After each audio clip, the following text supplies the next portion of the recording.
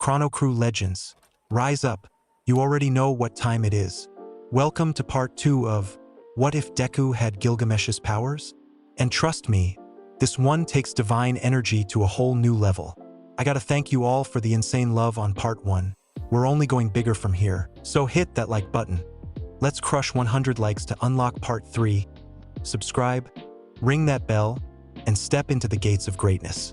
Let's rewrite My Hero Academia the royal way. Morning sunlight streamed through the windows of Class 1A, casting long golden rectangles across the floor.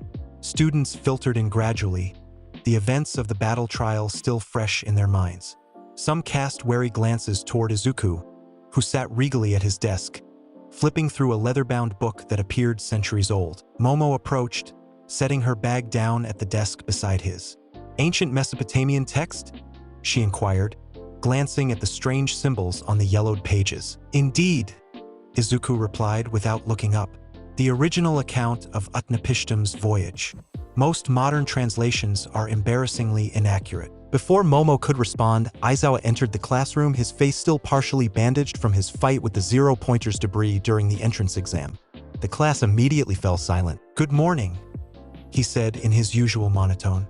"I have an announcement. Following yesterday's battle training, it's time for you to establish a proper class hierarchy." He pulled out a stack of papers. "You need to elect a class president and vice president.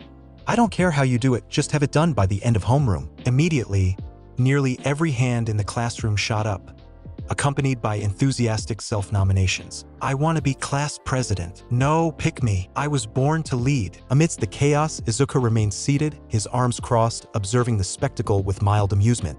These mongrels truly believed themselves worthy of leadership? "Everyone, please." Ida's voice cut through the clamor as he stood rigidly. "The position of class representative is a sacred office that requires the trust of all classmates. Therefore, the most democratic approach would be to hold a vote." The suggestion brought momentary silence, followed by murmurs of agreement. "But won't everyone just vote for themselves?" Kaminari pointed out. "That's precisely why anyone who manages to earn multiple votes will be truly deserving." Ida replied, chopping the air with his hand. Aizawa, already zipping himself into his yellow sleeping bag, muttered, "Do whatever you want, just keep it down. You have 15 minutes. Ballots were distributed, and students began writing their choices. Izuku observed Momo carefully considering her options before writing a name and folding her paper. "Are you not going to vote for yourself?" he asked quietly. She smiled slightly. "I'm voting for the person I believe would make the strongest leader." Izuku nodded, then wrote a single name on his ballot with elegant script. Momo Yaoyorozu. When the votes were tallied on the board, the results were clear. Izuku Midoriya, 7 votes. Momo Yaoyorozu, 3 votes. Various others, 1 vote each. Izuku's eyebrow raised slightly in surprise. 7 votes? He had expected perhaps 2 or 3, including Momo's. The fact that nearly a third of the class had selected him was unexpected. "Looks like Midoriya is our president, and Yaoyorozu is vice president," Aizawa announced, emerging briefly from his cocoon. "Now that that's settled, let's move on." As the class resumed normal activities, Izuku pondered the results. He had not campaigned, had not requested support, had not even expressed interest in the position. Yet his classmates had chosen him. Perhaps they recognized true nobility when they saw it, even if unconsciously. During the break between classes, several students approached him. "Congrats on becoming president," Kirishima said with a toothy grin. "Super manly how you handled that battle yesterday. I voted for you because you're, like, super powerful," Ashido admitted. "Anyone who can take down Bakugo that easily has my support." Even Ida approached with formal congratulations. "While your methods can be extreme, your capabilities are undeniable. I believe you'll lead our class with distinction." Bakugo, unsurprisingly, sulked in the corner, small explosions popping from his palms. When the lunch bell rang, Izuku and Momo made their way to the cafeteria together. "Congratulations, Mr. President," Momo said with a slight teasing lilt to her voice. "And to you, Madam Vice President," Izuku replied. "Though I must confess, I voted for you for the top position." Momo's eyes widened slightly. "You did? Why? You possess both intelligence and diplomacy," Izuku explained as they collected their lunch trays. "Qualities I acknowledge as valuable, even if I myself prefer more direct approaches." They found a table near the window, joined shortly by Ida and Uraraka, who seemed to have formed a friendship after their battle trial match. So, Deku, Midoriya, Uraraka corrected herself, remembering his dislike for the nickname. Do you have any plans as class president? Izuku considered the question as he elegantly cut his food. A king's first duty is to establish order. Class 1A will be recognized as the pinnacle of UA, not merely through power, but through discipline and excellence. That's so intense, Uraraka replied, eyes wide. Their conversation was suddenly interrupted by a piercing alarm. Red lights flashed as an automated announcement blared. Security level 3 has been breached. All students please evacuate in an orderly fashion. Chaos erupted immediately. Students from all classes rushed toward the exits, creating a dangerous stampede. Izuku remained seated, calmly finishing his bite of food as Momo looked at him with concern. Shouldn't we evacuate? She asked. Izuku closed his eyes briefly, his clairvoyance, Sha Nakba Imuru, extending beyond the cafeteria walls to identify the source of the disturbance. Unnecessary, he stated, setting down his chopsticks with precision. It's merely the press. They've breached the barrier wall but pose no actual threat. Nevertheless, the situation in the hallways was deteriorating as panicked students crushed against each other. Ida and Uraraka had already been swept up in the crowd. With a sigh of annoyance, Izuku stood. It seems leadership is required sooner than anticipated. He walked calmly toward the center of the cafeteria, his posture regal and commanding. As he reached the middle of the room, he raised his hand and opened a small portal above him. From within emerged a simple golden disc, one of his lesser treasures, but perfect for this purpose. Izuku struck the disc once with his palm, producing a sound so powerful and resonant that it cut through all other noise like a knife. The entire cafeteria froze, students turning to the source of the sound with startled expressions. In the sudden silence, Izuku's voice carried effortlessly, cold and commanding. Return to your seats immediately. This alarm is merely due to media presence outside the school. There is no villain attack, no genuine threat. You dishonor yourselves and UA with this display of cowardice. His crimson eyes swept across the room, challenging anyone to disobey. As Class 1A president, I am ordering all students to return to their lunches. This issue is beneath the concern of future heroes. For a moment, no one moved. Then, gradually, students began shuffling back to their tables, murmuring apologetically to those they had shoved in their panic. Izuku returned to his seat as if nothing had happened, picking up his chopsticks to resume his meal. That was impressive, Momo commented. That was necessary, Izuku corrected. Future heroes losing composure over journalists? Pathetic. Word of Izuku's intervention spread quickly through the school. By the time afternoon classes began, most students had heard how the first year with golden armor had single-handedly calmed a potential disaster. Aizawa, entering for the afternoon session, gave Izuku an appraising look. I heard about the cafeteria incident. Apparently, our new class president is already taking his duties seriously. Merely maintaining proper standards, Sensei, Izuku replied smoothly. The rest of the day passed without incident, though Izuku noticed increased respect and wariness from his classmates. As classes concluded, Aizawa made a final announcement. Tomorrow, we'll be conducting a special rescue training exercise at an off-campus facility. Bring your hero costumes. That's all. As students packed up, buzzing with excitement about the upcoming exercise, All Might appeared at the classroom door, gesturing for Izuku to join him in the hallway. Young Midoriya, a moment? Izuku excused himself from Momo with a slight bow and joined the symbol of peace outside. I heard about your handling of the cafeteria situation. All Might began, his perpetual smile seeming strained. That was good work. Did you expect otherwise? Izuku asked, raising an eyebrow. All Might sighed. I wanted to inform you that I found a successor for One for All. This caught Izuku's interest, though he maintained his composed expression. Oh, anyone I know. A third-year student named Mirio Togata, All Might replied. He has the heart of a true hero and the determination to match. Interesting choice, Izuku mused. The one they call Lemillion. His permeation quirk is certainly unique, if somewhat limited. All Might seemed surprised. You know of him? I make it my business to know of all potential rivals, Izuku replied simply. His combat record in the Big Three is impressive even if his quirk lacks elegance. All Might studied him for a moment. You know, young Midoriya, my offer still stands. With your natural abilities combined with One for All. We've discussed this already, Izuku interrupted coolly. I have no need for borrowed power. My own is more than sufficient. After a momentary stare down, All Might nodded reluctantly. Very well. I respect your decision. Just remember, true heroism is about more than power. It's about inspiring others, about self-sacrifice. A king inspires through excellence, not martyrdom, Izuku replied. Now, if you'll excuse me, Momo is waiting. The following morning, Class 1A gathered at the front of UA, dressed in their hero costumes and ready to board the bus for their rescue training. Izuku arrived in his golden armor, which gleamed impressively in the morning sunlight. Everyone on board, Ida shouted, taking his role as class disciplinarian seriously despite not being elected. Form 2 lines, enter in an orderly fashion. Izuku observed this with mild amusement as he escorted Momo onto the bus, which turned out to have an open layout that completely negated Ida's seating plan. As the bus departed, conversation flowed freely among the students. Azui, the frog-like girl, turned her large eyes toward Izuku. Midoriya, I always say what's on my mind, she began bluntly. Your quirk is incredibly powerful, but it seems to go way beyond just opening portals. What exactly is your power? The bus quieted as students turned their attention to Izuku, equally curious about the mysterious abilities he displayed. Izuku considered the question, his crimson eyes scanning his classmates' expectant faces.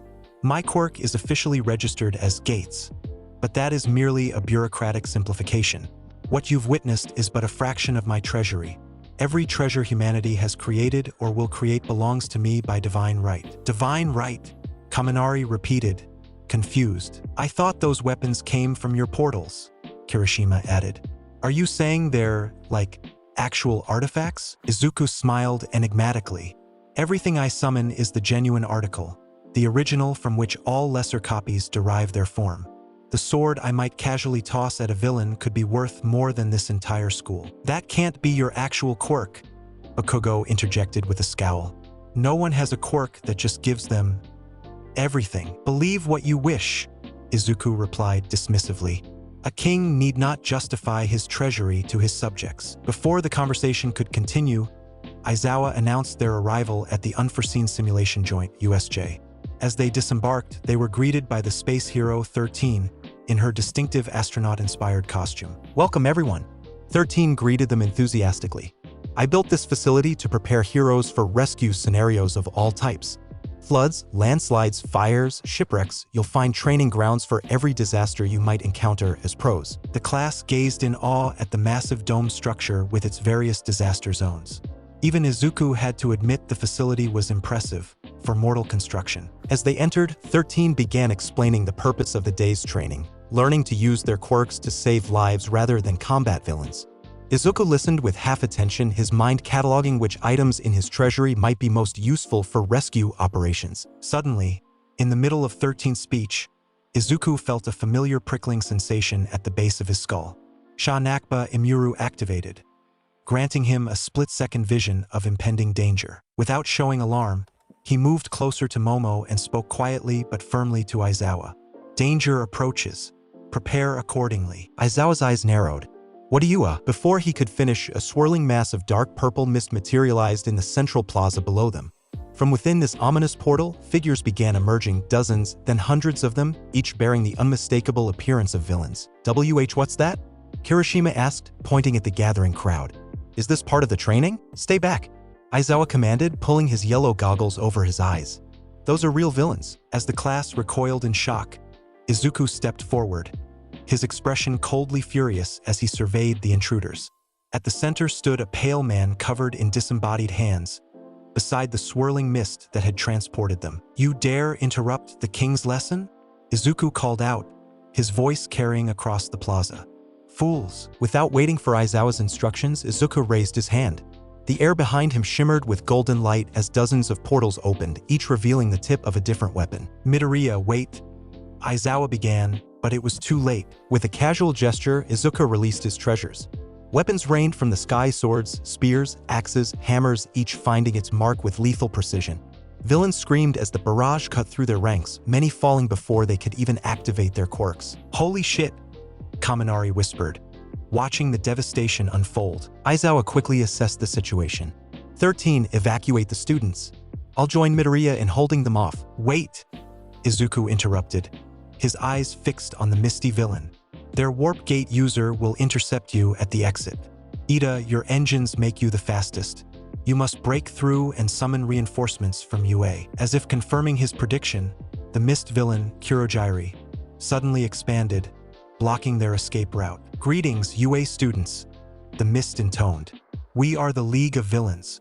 Forgive our audacity, but today, we've come to end the symbol of peace, All Might. Bakugo and Kirishima lunged forward, attempting to attack the mist villain, but their attacks passed harmlessly through his vaporous form. A futile effort, Kurogiri commented, expanding his mist body.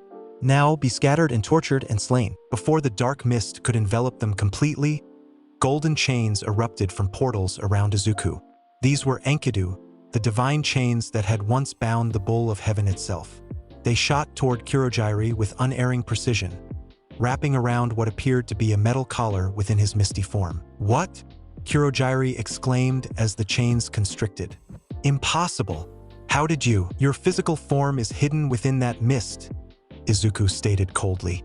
But nothing escapes my sight. He pulled an ornate container from another portal, a vessel designed to contain even divine spirits.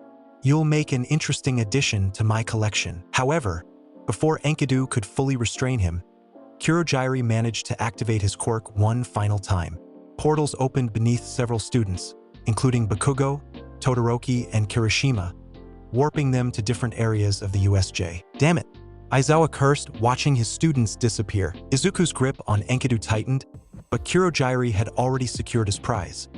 Most of his body was now inside the container, rendering him temporarily harmless but preventing Izuku from sealing it completely. The others are scattered throughout the facility, Izuku informed Aizawa. I'll retrieve them. Without waiting for approval, he opened a larger portal and summoned the Vimana, his divine flying vessel. The golden ship emerged with a brilliant flash, hovering above the entrance platform. Momo, Izuku called. Come with me. The rest of you, protect 13 and ensure Ida escapes to summon reinforcements. As Momo climbed aboard the Vimana, Aizawa leaped down to engage the remaining villains, his capture weapon whipping through the air as he systematically disabled quirk after quirk. The Vimana soared across the USJ, its ancient engines humming with power as Izuku directed it toward the various disaster zones. In the flood zone, they found Azui and Mineta fending off aquatic villains. In the landslide zone, Todoroki had already frozen most of his attackers. In the fire zone, Ojiro was fighting alone against a group of flame-resistant enemies. One by one, Izuku retrieved his scattered classmates, either by landing the Vimana to collect them or by using Enkidu's chains to pull them safely aboard. Momo assisted by creating capture equipment for the villains they subdued. Your foresight saved us, Momo commented as they rescued Bakugo and Kirishima from the ruined zone. How did you know they were coming? Sha Nakba Imuru, Izuku replied, steering the Vimana back toward the central plaza. Divine clairvoyance that allows me to perceive threats before they manifest. As they approached the central plaza, Izuku's expression darkened. Below, Aizawa was pinned beneath a massive, bird-like creature with an exposed brain. Its muscular arm pressed the hero's face into the concrete, blood pooling around his head. Nomu, kill him, ordered the hand-covered villain, Shigaraki Tamura. Show these kids what happens to heroes who resist. Before the creature could deliver the killing blow, a golden portal opened directly beside it. From within emerged an ornate staff topped with crystalline orbs, the torture tool of an ancient deity. Release him, Izuku commanded, directing the staff's power downward. Instantly, the Noma was caught in a field of distorted gravity, its massive body pressed into the ground with such force that the concrete beneath it shattered. Despite its incredible strength, the creature struggled to move as the gravity intensified exponentially. What? Shigaraki screeched, scratching furiously at his neck. Nomu has shock absorption. This shouldn't affect him. Absorption can only function against force applied to the body's surface, Izuku replied coldly as the Vimana descended. This artifact affects every molecule of its being simultaneously.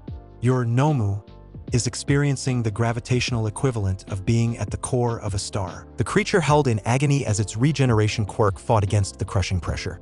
Each time its body was compressed to pulp, it would partially regenerate only to be crushed again in an endless cycle of torment. A monster designed to kill All Might? Izuku scoffed. How disappointingly inadequate. Shigaraki's red eyes widened with manic rage behind the hand covering his face. Who the hell are you? You weren't in our intel. I am Izuku Midoriya, he replied, stepping regally from the Vimana. The king of heroes. And you have trespassed in my domain. With the Noma neutralized and most villains either defeated or fleeing, Shigaraki appeared increasingly unstable. This wasn't how it was supposed to go. Where's All Might? The final boss was supposed to appear. Your game analogy is tiresome, Izuku said, opening more portals around the villain. And your raid has failed. Before the weapons could launch, a portion of Kurogiri's mist managed to expand from the container, enveloping Shigaraki. Master, we must retreat. The Nomu has fallen, and reinforcements will arrive soon. This isn't over, you cheating brat. Shigaraki snarled as he disappeared into the mist. Next time, I'll kill you myself. With their leaders gone, the remaining conscious villains surrendered or fled. Izuku released his gravitational hold on the Nomu, which lay unmoving, not dead, but thoroughly incapacitated. By the time All Might and the other UA teachers burst through the entrance, the battle was effectively over. They found Izuku standing amid the carnage, Momo at his side as their rescued classmates tended to the injured Aizawa. All Might skidded to a halt, his perpetual smile faltering as he took in the scene. Young Midoriya, what happened here? Izuku turned, his golden armor splattered with villain blood, his expression one of cold satisfaction. The vermin thought to challenge UA. I corrected their misconception. The aftermath of the USJ incident was chaotic. Police swarmed the facility, arresting the defeated villains while medical teams tended to the injured. Aizawa and 13 had sustained the worst injuries, though both would recover with time. Class 1A was given 3 days off to recover from the traumatic experience.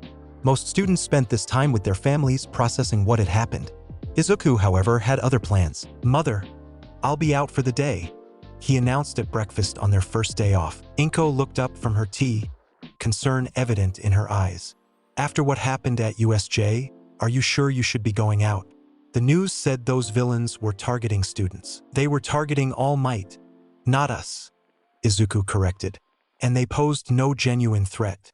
Besides, I have an engagement with Momo, Inko asked, a knowing smile replacing her concern. Izuku adjusted his collar, a rare hint of discomfort breaking through his regal demeanor. She suggested we visit an exhibition on ancient Mesopotamian artifacts at the National Museum. Apparently, they've acquired several new pieces she thought might interest me. So, a date? Inko pressed, her smile widening. A scholarly excursion, Izuku insisted, though his mother's teasing didn't elicit the annoyance it might have from others. Inko chuckled softly. Well, enjoy your scholarly excursion. And Izuku, I'm proud of how you protected your classmates yesterday. A true king safeguards his people. Izuku paused at the door, a genuine smile briefly softening his features. Thank you, mother. The Yaoyorozu estate was as imposing as ever when Izuku arrived to collect Momo. This time, he had chosen a more elegant mode of transportation, a classic Rolls-Royce Phantom summoned from his treasury and modified with modern amenities. Momo emerged from the mansion wearing a simple but elegant sundress, her hair down rather than in its usual ponytail. A car today? No divine chariot or flying ship? I thought we might avoid drawing unnecessary attention, Izuku replied, opening the passenger door for her. The exhibition is likely to be crowded enough without adding spectacle. As they drove through the city, conversation flowed easily between them. Unlike his interactions with others, Izuku's discussions with Momo lacked the condescension he typically displayed. She was one of the few he considered worthy of genuine conversation. How are you really feeling after yesterday? Momo asked suddenly, studying his profile as he drove. You seemed completely unfazed by the whole ordeal. Izuku considered the question. Villains have attacked me before, though never in such numbers. Their defeat was inevitable from the moment they challenged us. That's not what I meant, Momo pressed gently. Even the strongest heroes feel something after combat, excitement, fear, relief. You just seemed cold. For a moment, Izuku remained silent, his crimson eyes fixed on the road ahead. Finally, he spoke, his voice softer than usual. I felt anger. Not at the danger to myself, but at the threat to you, to all of Class 1A. Those under my protection were threatened. Such an offense could not stand unpunished. Momo's expression softened. So beneath all that royal arrogance, you do care about your classmates. I care about what is mine, Izuku corrected, though a slight smile played at his lips. A king protects his subjects, even the unworthy ones. The museum exhibition proved fascinating, though Izuku spent much of the time quietly correcting the information placards to Momo. This tablet's translation is completely wrong, he muttered, pointing to a clay fragment. It's not a trade record. It's a hymn to Ishtar. And how exactly do you know ancient Sumerian? Momo questioned, raising an eyebrow. Izuku merely tapped his temple. I know all languages, past and present. It comes with the treasury. Despite his critiques, Izuku genuinely enjoyed the outing, particularly Momo's keen observations and intelligent questions. When they stopped at a cafe afterward, their conversation turned to the upcoming UA Sports Festival. Will you be participating seriously? Momo asked, stirring her tea. Or will you hold back to give others a chance? Izuku scoffed. A king does not diminish his glory for the comfort of lesser competitors. I will demonstrate my power appropriately. Of course you will, Momo sighed, though her smile indicated she had expected no other answer. As evening fell and Izuku drove Momo home, she turned to him with unexpected seriousness. Thank you for today. I enjoyed spending time with you outside of school. The pleasure was mine, Izuku replied formally, though something in his expression softened. Your company is acceptable. Momo laughed. From you, that's practically a love confession. When they arrived at the Yaoyorozu estate, Izuku walked her to the door with proper etiquette. Before entering, Momo hesitated, then leaned forward and placed a quick kiss on his cheek. See you at school, my king, she said with a playful smile before disappearing inside. Izuku stood momentarily frozen, one hand rising to touch the spot where her lips had been. A complex emotion, unfamiliar yet not unwelcome, stirred within him. The King of Heroes drove home in contemplative silence, the golden sunset casting long shadows across the city he had come to consider his domain. Classes resumed 3 days after the USJ incident.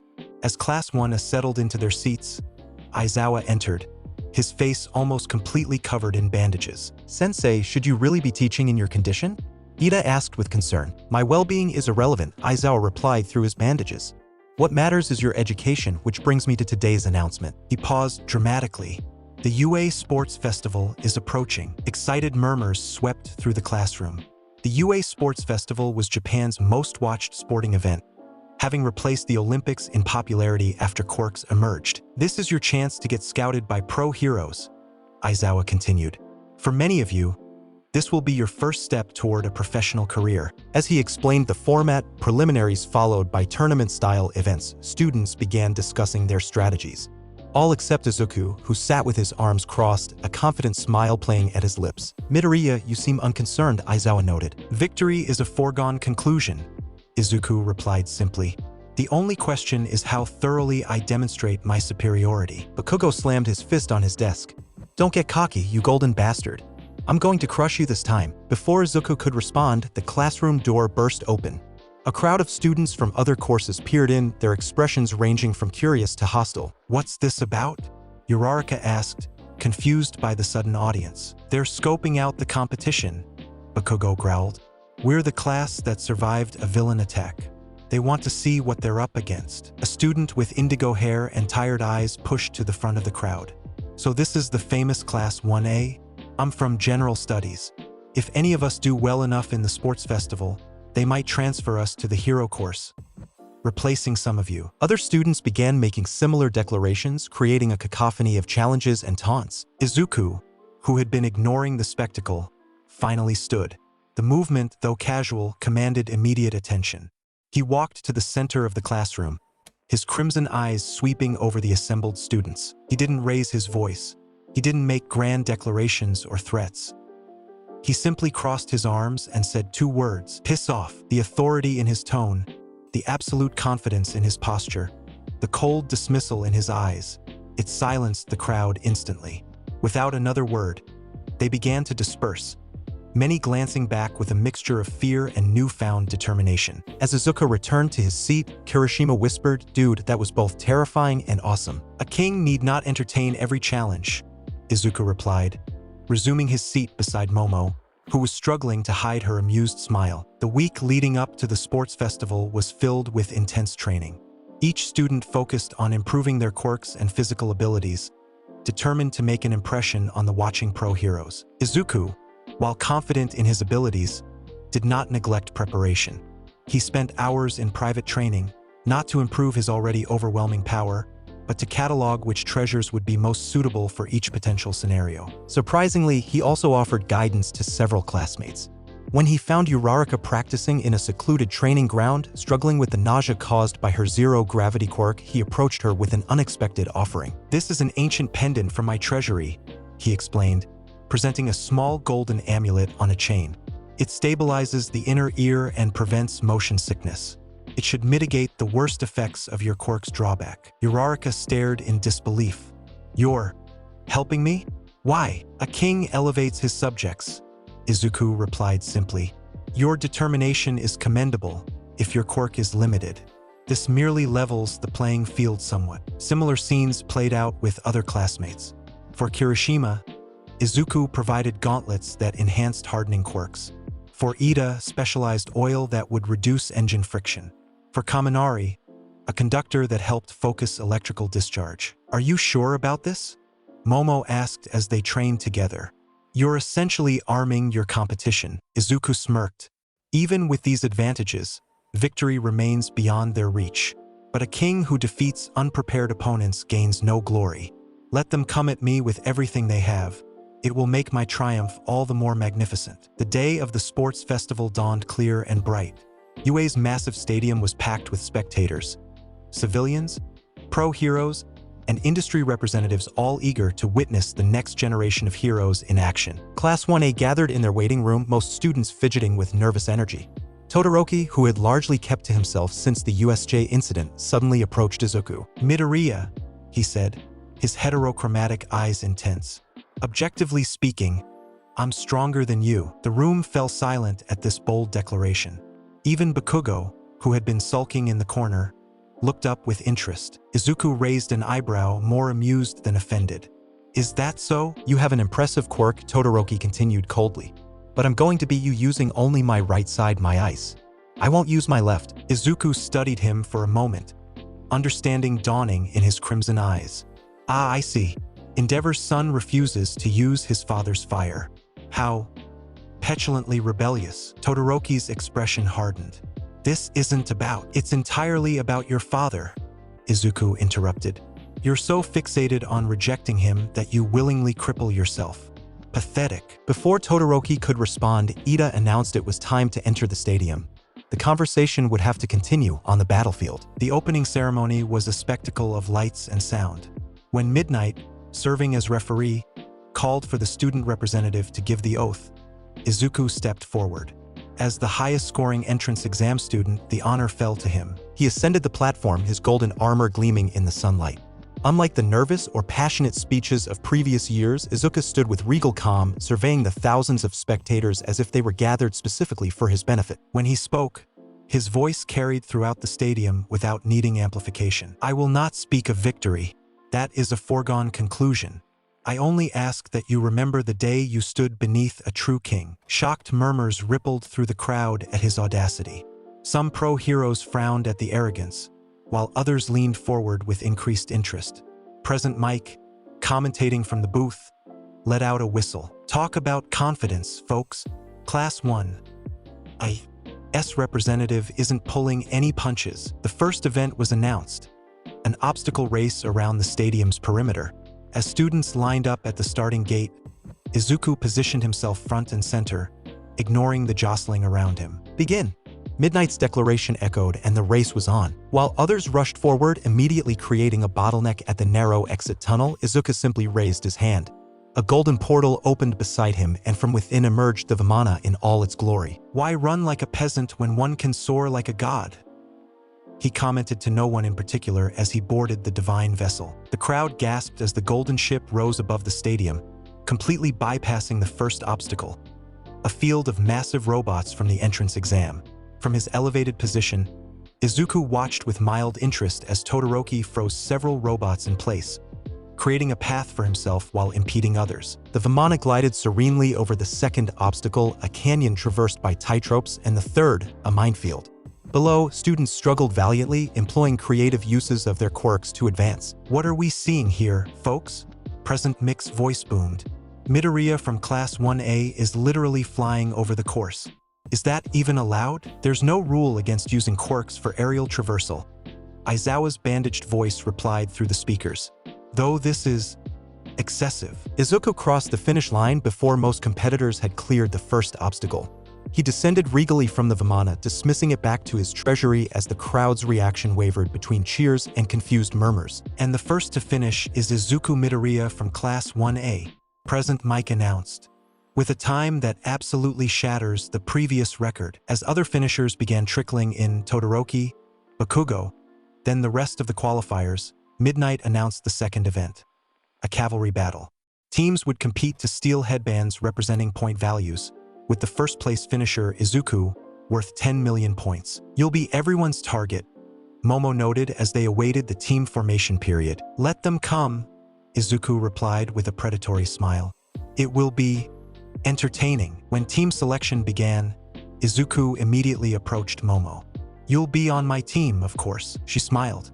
"I wouldn't have it any other way." For his remaining team members, Izuku selected Ida for his speed and Uraraka for her gravity nullification, a combination he had specific plans for. As the cavalry battle began, Izuku's team found themselves surrounded by competitors eager to claim the 10 million points. Rather than engaging directly, Izuku opened a portal beneath their feet. From within emerged a floating platform, another treasure from his vault, designed to hover above battlefields. "Uraraka, nullify our weight," Izuku commanded. "Ida, prepare your recipro burst." With their weight reduced to near zero, Ida's engines launched the platform high above the battlefield. From this vantage point, Izuku opened his gates of Babylon, raining down not weapons, but golden nets and restraints designed to entangle rather than harm. "This is unprecedented," Present Mike shouted. Team Midoriya is literally above the competition. From their airborne position, Izuku directed precision strikes against other teams, collecting headbands while remaining untouchable. When the time expired, his team had not only preserved their 10 million points, but had accumulated several others as well. The cavalry battle winners, Team Midoriya, Midnight announced as the floating platform descended. With the preliminary events concluded, the finalists prepared for the tournament portion, one-on-one battles that would determine the ultimate champion. The matchups were displayed on the massive screen. Izuku Midoriya versus Hitoshi Shinso, Shoto Todoroki versus Hantashiro, Katsuki Bakugo versus Achiko Uraraka, Tenya Ida versus Mei Hatsum, and 4 other matches featuring the remaining qualifiers. As the first match approached, Izuku found himself facing the purple-haired student from General Studies who had challenged Class 1A earlier. Hitoshi Shinso, Izuku mused as he waited in the preparation room. His quirk remains unknown, yet he qualified despite lacking combat ability. Intriguing. When they met on the battlefield, Shinso immediately attempted to engage him in conversation. "So you're the Golden King everyone's talking about?" he called across the arena. "Does it feel good looking down on those of us not blessed with flashy quirks?" Izuku, having researched his opponent through Momo's connections, remained silent. Shinso's quirk, brainwashing, activated when his target responded verbally. A clever trap, but useless against one who saw through all deceptions. Frustrated by Izuku's silence, Shinso tried again. "Too proud to speak to someone beneath you? Or maybe you're just a coward hiding behind fancy tricks?" Izuku's expression remained impassive as he raised his hand. A single portal opened beside him, from which he withdrew what appeared to be an ornate cannon, a wind generation device from ancient times. Without a word, he activated it. A concentrated blast of hurricane-force wind erupted from the device, catching Shinso completely off guard and blasting him clear out of the ring. "Shinso is out of bounds. Midoriya advances," Midnight announced as the match ended in mere seconds. As Shinso picked himself up, Izuku approached him, speaking for the first time. "A trick of the tongue is no substitute for true power, but your quirk has potential for heroism that many combat abilities lack. Remember that." The stunned General Studies student could only stare as Izuku walked away. The tournament progressed, with Todoroki freezing Zero in an instant, Bakugo defeating Uraraka after a surprisingly challenging battle, and Ida outspeeding Hatsum's support items. When the semifinals arrived, Izuku found himself facing Todoroki. The dual quirk user had continued to use only his ice throughout the tournament, true to his declaration. "Before we begin," Izuku said as they faced each other in the arena, "I'll give you one chance to reconsider your foolish limitation." Todoroki's expression hardened. "I don't need his power to defeat you." "You challenge a king with only half your strength?" Izuku scoffed. "Insulting." The match began with Todoroki sending a massive wave of ice toward Izuku, larger than any he had produced previously. Rather than dodging, Izuku opened multiple portals from which emerged several fire-based artifacts that instantly melted the approaching glacier. "Is this all?" Izuku called through the steam. The son of the number 2 hero, reduced to predictable, one-dimensional attacks? Todoroki gritted his teeth, sending ice spike after ice spike. Each one shattered or melted before it could reach its target. As the battle continued, frost began to form on his right side, the drawback of overusing his ice without balancing it with heat. "Your body is failing you," Izuku observed, opening another portal to withdraw a gravity-based phantasm. "Yet you cling to your childish rebellion." The artifact activated, creating a localized gravity field that made Todoroki struggle to remain standing. Ice formed beneath his feet, trying to create a platform to push against the increased weight, but it cracked under the pressure. "I fight not to win," Izuku continued, increasing the gravity gradually, "but to demonstrate why I always do." Todoroki fell to one knee, his body trembling with cold and exertion. As the frost spread further across his right side, flames suddenly erupted from his left, melting the ice and pushing back against the gravitational force. "Finally," Izuku said with satisfaction, easing the gravity slightly. "The king has drawn out your true power." With a roar of both rage and release, Todoroki unleashed his fire fully for the first time in years. The temperature in the stadium soared as flames spiraled around him, melting the ice and creating a spectacular display of dual elements. But it was too late. The momentary distraction gave Izuku the opening to increase the gravity once more, pressing Todoroki flat against the arena floor despite his newfound power. "Todoroki is immobilized. Midoriya advances to the finals," Midnight declared. As the gravity field dissipated, Izuku approached his defeated opponent, who lay gasping on the ground, steam rising from his dual-temperature body. "Your power is your own," Izuku stated, looking down at him. "Not your father's. Remember that, Todoroki." The final match, Izuku versus Bakugo, was set to be the climax of the festival. The explosive boy had fought his way through the bracket with increasing ferocity, seemingly driven by the desire to face Izuku in the finals. As they took their positions, Bakugo's face contorted with determined rage. "This time, I'm going to crush you, Deku." Izuku sighed at the persistent use of the childhood nickname. "Your obsession grows tiresome, Bakugo. But if you insist on this public humiliation, I shall oblige." "Begin," Midnight announced. Bakugo launched himself forward immediately, using his explosions for propulsion as he zigzagged across the arena in an unpredictable pattern.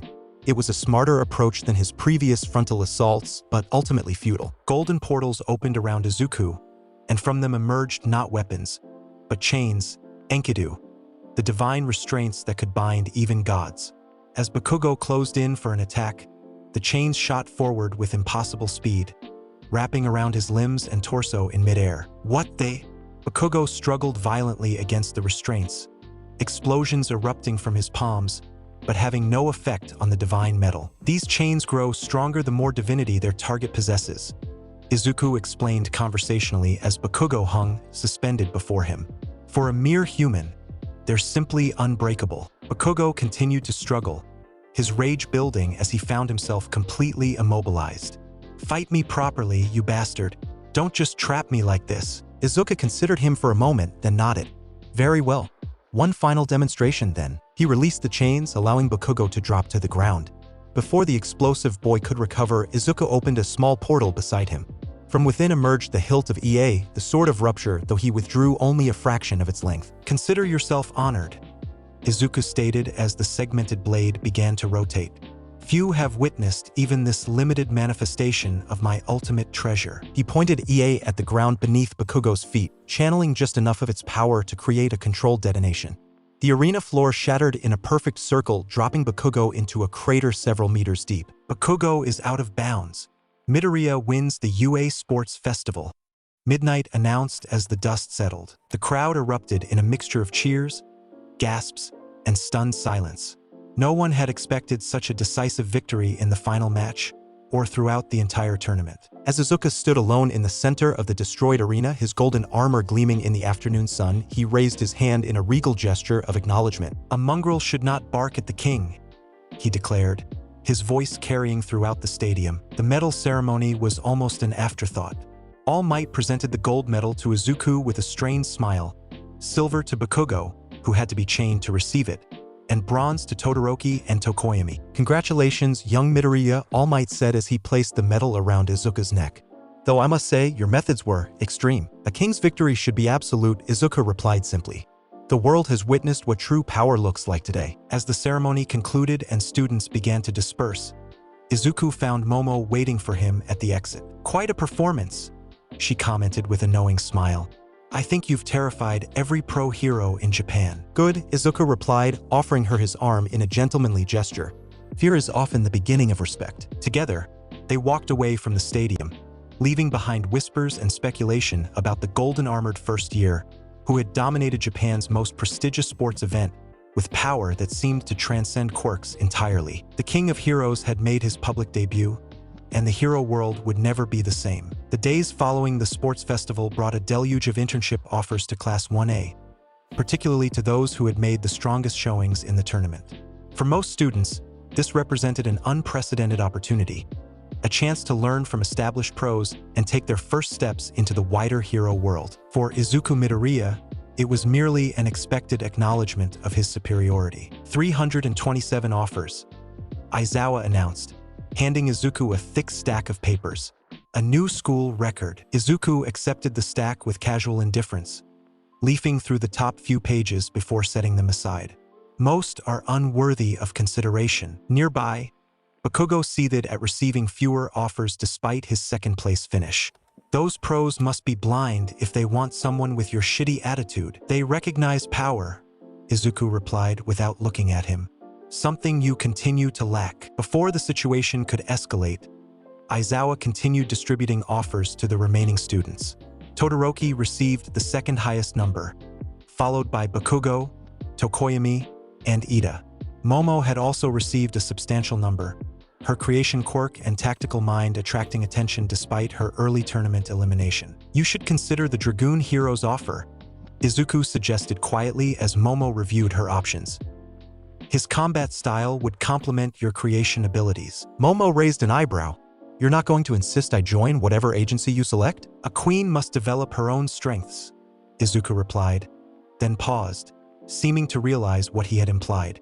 A rare hint of color touched his cheeks before his regal composure reasserted itself. Momo's eyes widened slightly, but she smiled and returned to her papers, hiding her reaction. Later that evening, as Izuku sorted through his offers at home, one particular letter caught his attention.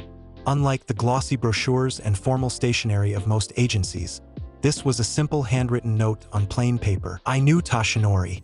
You need more than treasures to be a true hero. 1 week. My address is below. Sorihiko Torino." Izuku's crimson eyes narrowed. Gran Torino, All Might's former teacher and one of the few heroes from that era still active, however sparingly. The old man was virtually unknown to the public despite his considerable power. "Interesting," Izuku murmured. "A relic who thinks he can teach a king." Inko, bringing tea to his room, noticed his contemplative expression. "Have you found an internship that interests you?" "Perhaps," Izuku replied, showing her the letter. "This one intrigues me." Inko studied the note. "It seems rather austere compared to the others." "Precisely why it warrants consideration," Izuku said. "Those who truly possess power rarely feel the need to advertise it." The following Monday, as students prepared to depart for their internships, Aizawa handed out special costume cases designed for travel. "Remember, you're representing UA," he reminded them. "Conduct yourselves accordingly." Izuku, dressed in an immaculate suit rather than his school uniform, stood apart from his classmates.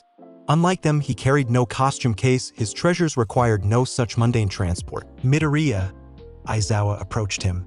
"Your internship choice was unexpected. Even a king can recognize wisdom in ancient counsel," Izuku replied cryptically. As the class dispersed to various train platforms, Momo paused beside Izuku.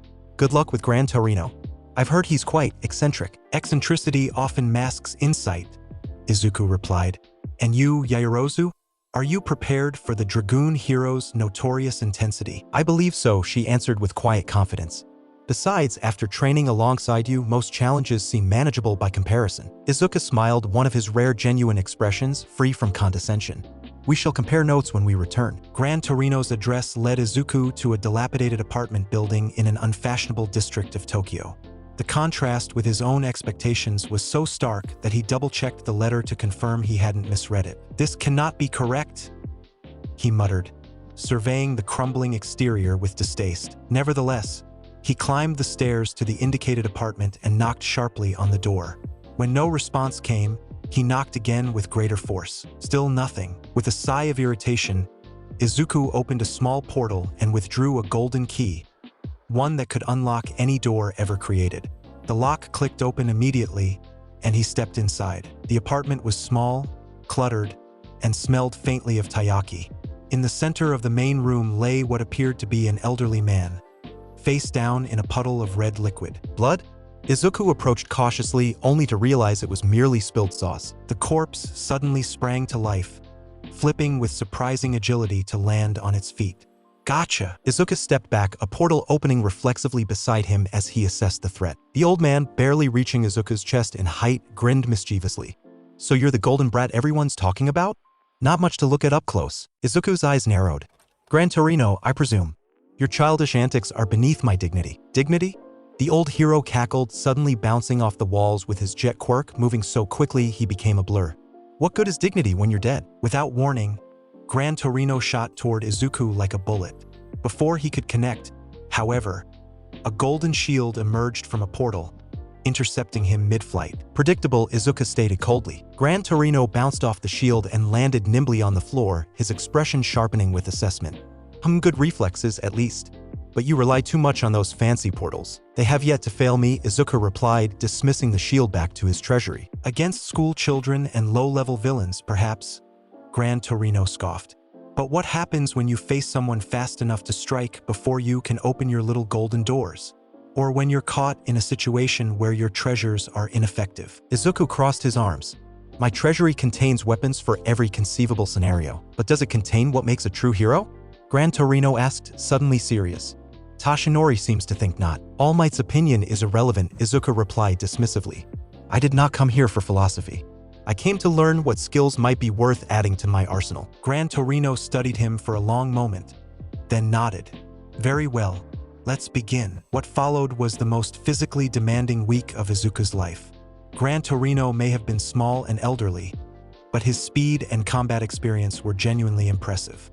He pushed Izuku relentlessly, often restricting his use of portals to force him to rely on natural reflexes and physical ability. "Too slow," Gran Torino taunted, landing yet another tap on Izuku's shoulder before the boy could open a portal. "Your body needs to react before your mind processes the threat." By the third day, Izuku found himself grudgingly impressed. The old hero had identified weaknesses in his fighting style that even he hadn't fully acknowledged, particularly his over-reliance on Sha Nakba Imuru's clairvoyance for combat prediction. "Your fancy foresight is a crutch," Gran Torino explained during a rare break. "It makes you lazy. What happens when you face an opponent whose actions can't be predicted? Or multiple threats from different directions?" "I have weapons that can attack in all directions simultaneously," Izuku countered. "And how quickly can you deploy them? How much mental focus does that require?" Gran Torino pressed. "Every tool has limits, boy. Even yours." On the fifth day, after a particularly grueling session that left Izuku sweating and breathing heavily, a rare sight indeed, Gran Torino finally broached the subject that had clearly been on his mind. "Tashinori offered you one for all, didn't he?" Izuku, drinking water from a golden goblet he'd summoned, paused mid-sip. "He did. I declined." "Why?" The question was simple but loaded. "I have no need for borrowed power," Izuku replied. Gran Torino snorted. "Pride. That's your real quirk, isn't it? More powerful than all those fancy toys combined." "Pride is the prerogative of those who have earned it," Izuku countered. "My power is my own, not passed down through generations like a hand-me-down quirk." "Is it?" Gran Torino asked cryptically. "You call yourself a king, but what do you truly know about the source of your treasury?" For once, Izuku had no immediate retort. The origin of his powers was something he had contemplated often but never fully understood. They had manifested gradually throughout his childhood. First the clairvoyance, then small portals, and finally access to the full gates of Babylon by age 10. Before he could formulate a response, an emergency alert blared from both their phones. Breaking news reports showed multiple Nomu attacks occurring simultaneously in Hosu City. "Duty calls," Gran Torino said grimly, already moving toward the door. Time to put your training to practical use. You mean to involve me in this chaos? Izuku asked, though he was already summoning his golden armor through a portal. Consider it your final exam, Gran Torino replied. Unless you're afraid? Izuku's eyes flashed. A king fears nothing. They took the bullet train to Hosu, with Gran Torino using his status to expedite their journey.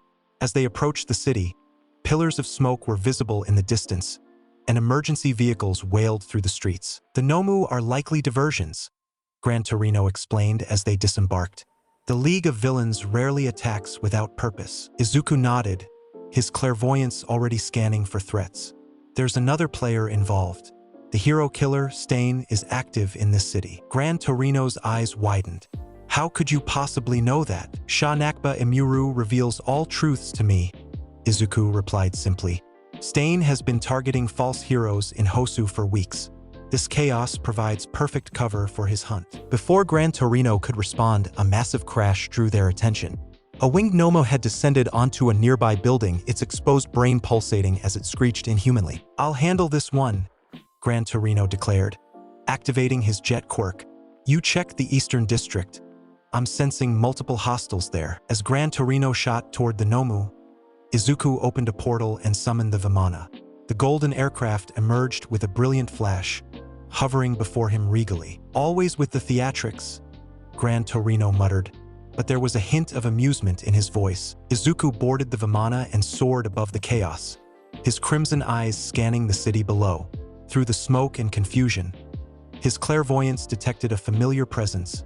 Ida, the class representative, was in an alleyway, confronting a figure that could only be the hero killer. Foolish engine user, Izuku murmured. Vengeance is not worth your life. The Vimana banked sharply, descending toward the alley where Ida had foolishly engaged Stain alone. As he approached, Izuku could see the situation was dire. Ida lay paralyzed on the ground, his armor damaged and a bloody gash visible on his shoulder. Standing over him was a gaunt figure wrapped in tattered scarves, multiple blades strapped to his body. Stain raised his serrated katana for a killing blow, only for a massive golden chain to crash through the alley wall and wrap around his arm, halting the strike mid-motion. The alley filled with golden light as the Vimana descended, Izuku standing regally at its prow. You claim to judge heroes, yet you crawl in alleys like a rat, Izuku called down, his voice cold with disdain. Stain's bloodshot eyes widened, then narrowed as he assessed this new threat. Another child playing at heroism? Your gaudy display marks you as exactly the kind of fake I purge from this world. With surprising strength, he yanked against Enkidu's restraint, attempting to free himself. The divine chain merely tightened in response. You misunderstand, Izuku replied calmly, stepping down from the Vimana to stand at the alley entrance. I am not playing at anything. I am simply what I am, a king among mongrels. Stain's face contorted with rage. Your arrogance proves my point. True heroes are selfless servants of society, not preening peacocks. With supernatural speed that belied his gaunt frame, Stain twisted and lunged toward Izuku, a hidden dagger appearing in his free hand. It was an impressive display of adaptability and combat instinct, but utterly futile against Izuku's clairvoyance. Before the blade could reach him, multiple portals opened around Izuku, and additional chains shot forth, completely immobilizing Stain midair. The hero killer struggled violently, but Enkidu only tightened further. I could erase you from existence with a thought, Izuku stated coldly, opening another portal from which emerged a gleaming golden spear of judgment, a divine artifact designed to punish the wicked. But the world must witness your failure. Your twisted ideology dies tonight. Stain attempted to speak, likely to deliver another self-righteous proclamation about false heroes, but Izuku silenced him with a casual gesture. A blast of compressed wind, generated by a small fan-like artifact, struck Stain with enough force to render him unconscious. As the hero killer hung limply in Enkidu's embrace, Izuku turned his attention to Ida, who was still paralyzed on the ground, his eyes wide with a mixture of shame and gratitude. You dishonor your brother's legacy with this foolishness, Izuku stated bluntly, kneeling to examine Ida's wounds. Vengeance is a commoner's obsession, unbecoming of a class representative. I couldn't. Ida struggled to speak through Stain's quirk-induced paralysis. Save your explanations, Izuku interrupted, opening a small portal from which he retrieved a vial containing a golden liquid. This will neutralize the effects of his quirk. He administered a single drop to Ida's tongue. Almost immediately, sensation began returning to the paralyzed student's limbs. Why did you come? Ida asked, his voice thick with emotion as he slowly regained control of his body. Izuku stood, looking down at him with an unreadable expression. A king protects what belongs to him, even the foolish subjects who stray. Police sirens wailed in the distance, growing closer. Izuku opened a communication portal, similar to a modern video call but projected through golden light. Gran Torino, he called. I have apprehended the hero killer and located Ida.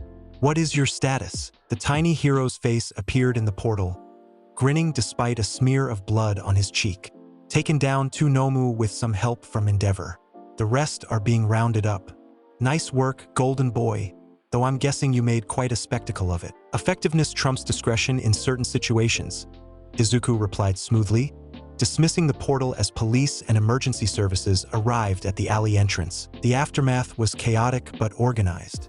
Stain was taken into custody, heavily restrained and still unconscious. Ida was transported to the hospital, along with another injured hero Stain had attacked earlier. Izuku provided a precise, detailed statement to the authorities, his regal bearing and confident manner leaving no room for questioning. Gran Torino arrived as Izuku was completing his statement, engaging briefly with Detective Tsukachi before joining his in turn. Not bad, the old hero admitted grudgingly. Though I'd have preferred you wait for backup before engaging the hero killer. Waiting would have cost Ida his life, Izuku replied simply. And Stain posed no significant threat to me. Gran Torino studied him for a moment, then nodded. You know, for all your talk of kingship and treasures, you did something very hero-like tonight. You put yourself at risk to save another. I was never at risk, Izuku corrected, though something in his expression had softened slightly. And Ida, annoying as he can be, is a classmate.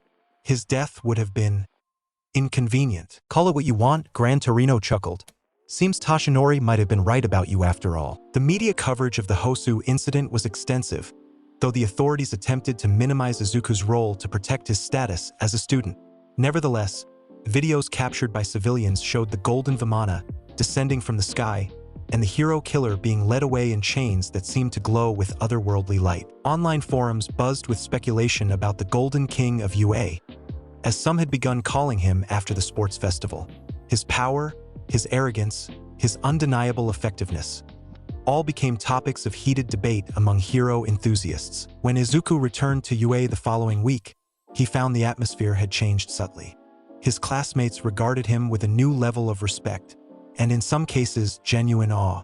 Defeating Stain, a villain who had eluded pro-heroes for months, had elevated his already formidable reputation. Ida approached him almost immediately, bowing deeply in formal apology. Midoriya, I cannot express my gratitude adequately. You saved not only my life but my honor as well. Stand up, Izuku replied, uncomfortable with the display. Your brother would prefer you alive and humbled rather than dead and righteous. Ida straightened, his expression solemn. You're right. I lost sight of what it means to be a hero, something you, despite your unique perspective, never did. Across the classroom, Momo approached with a knowing smile. The hero killer, Izuku? You couldn't start with something simple for your first internship. Mundanity is for lesser beings, he replied with a slight smirk. And you? Did the Dragoon hero provide adequate instruction? More than adequate, Momo confirmed, though not nearly as eventful as yours. Their conversation was interrupted by Aizawa's entrance. The homeroom teacher's perpetually tired eyes swept over the class, lingering briefly on Izuku. Settle down, he commanded. While some of you had more dramatic internships than others, that phase of your education is complete. Now we must focus on your upcoming final exams, both written and practical. A collective groan rose from several students, particularly Kaminari and Ishido, whose academic performance had been consistently poor. The written exam will cover everything we've studied this semester, Aizawa continued mercilessly. As for the practical, you'll receive details closer to the date.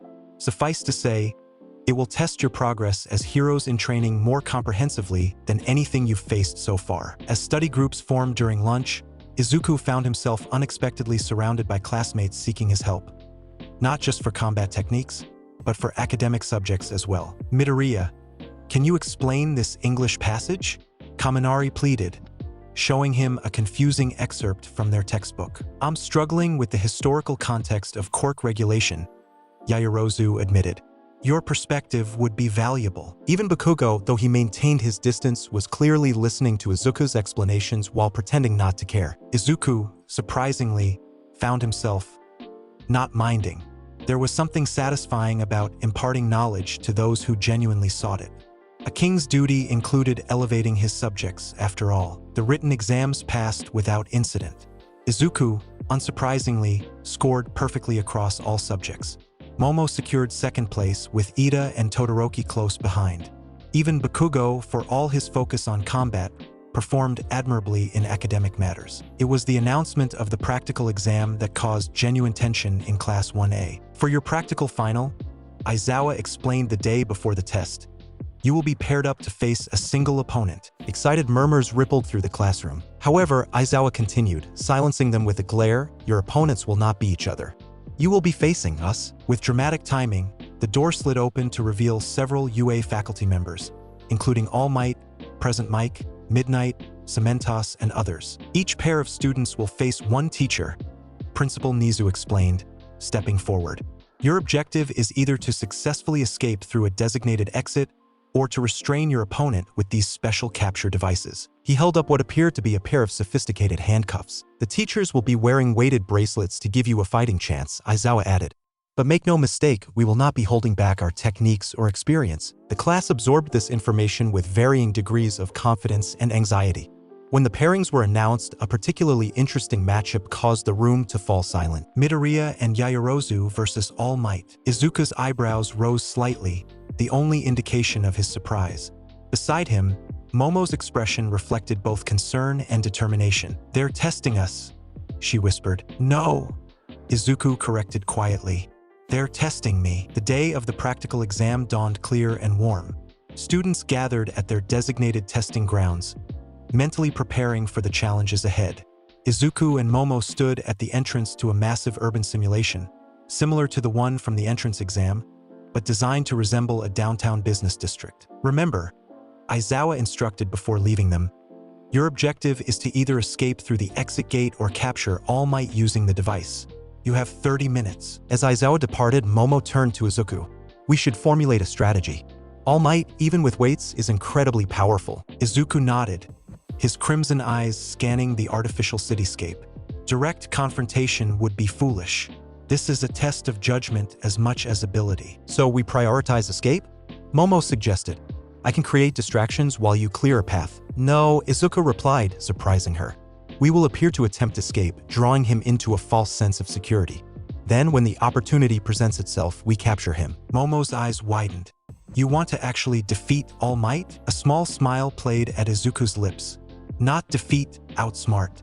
There's a difference. Before they could discuss further, a tremendous crash echoed through the testing ground, followed by a cloud of dust rising from several blocks away. I am here to test you.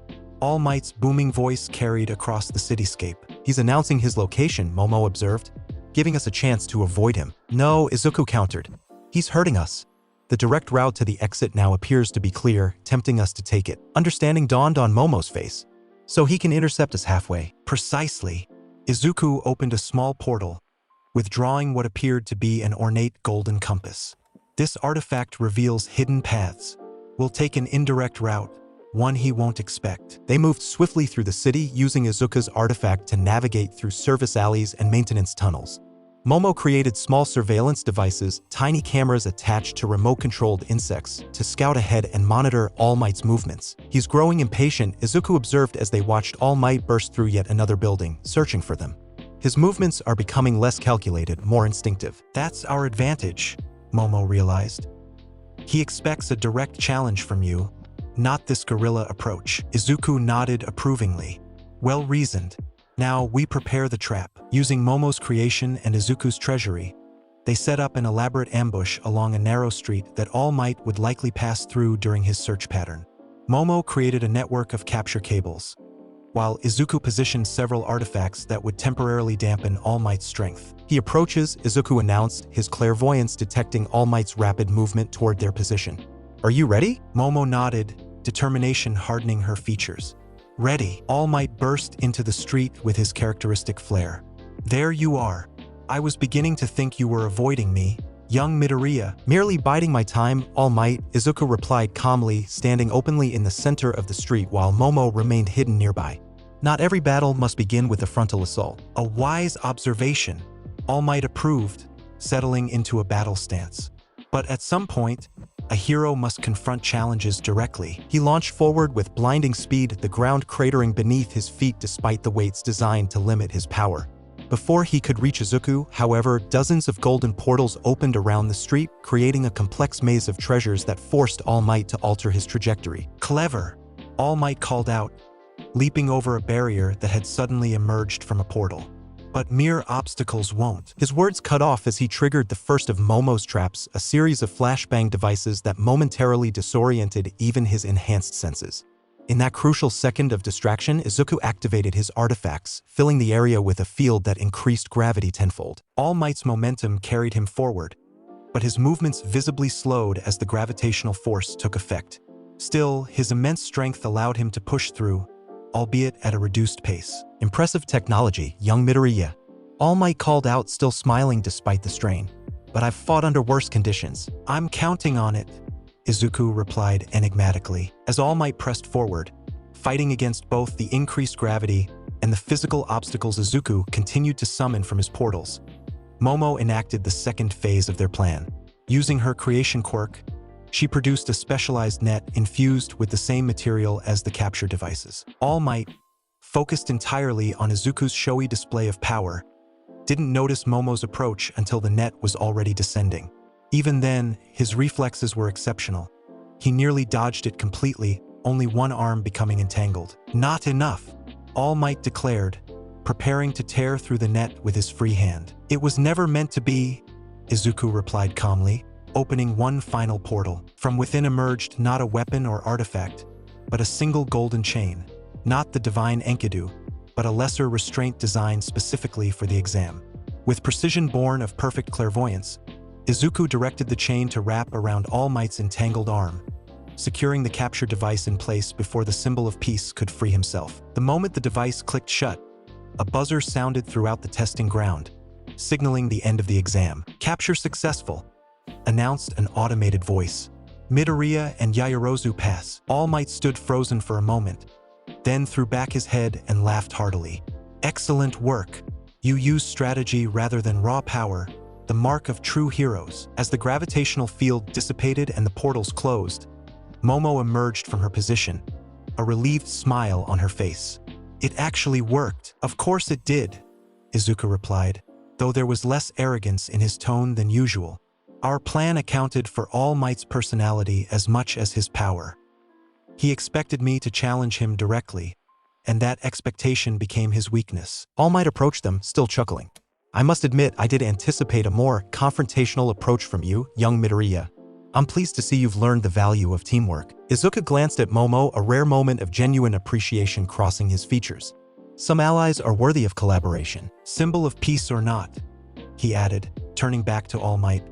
I am still the weight that crushes symbols when necessary. All Might's smile flickered briefly before returning to full wattage. And I look forward to seeing what kind of hero you become with that conviction, young Midoriya. The following day, Class 1A gathered to receive their final exam results.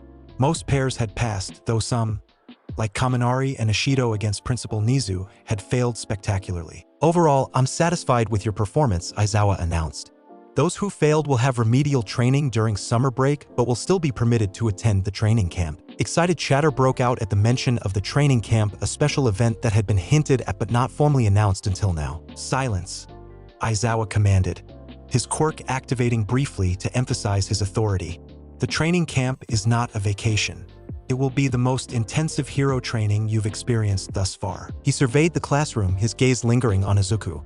Recent events have made it clear that villains are taking an increasing interest in UA students. Therefore, the location and details of the camp will remain strictly confidential until departure. Izuku leaned back in his chair, arms crossed and eyes closed in apparent disinterest.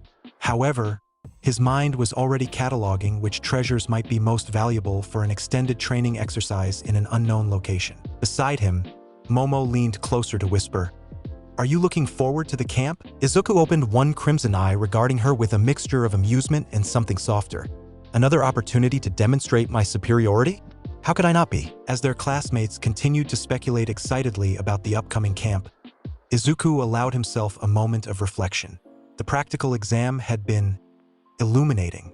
Working with Momo, utilizing strategy over raw power, it had been satisfying in a way that simply overwhelming opponents with his treasury was not. Perhaps, he thought, there were still things for a king to learn after all. The next stage was being set.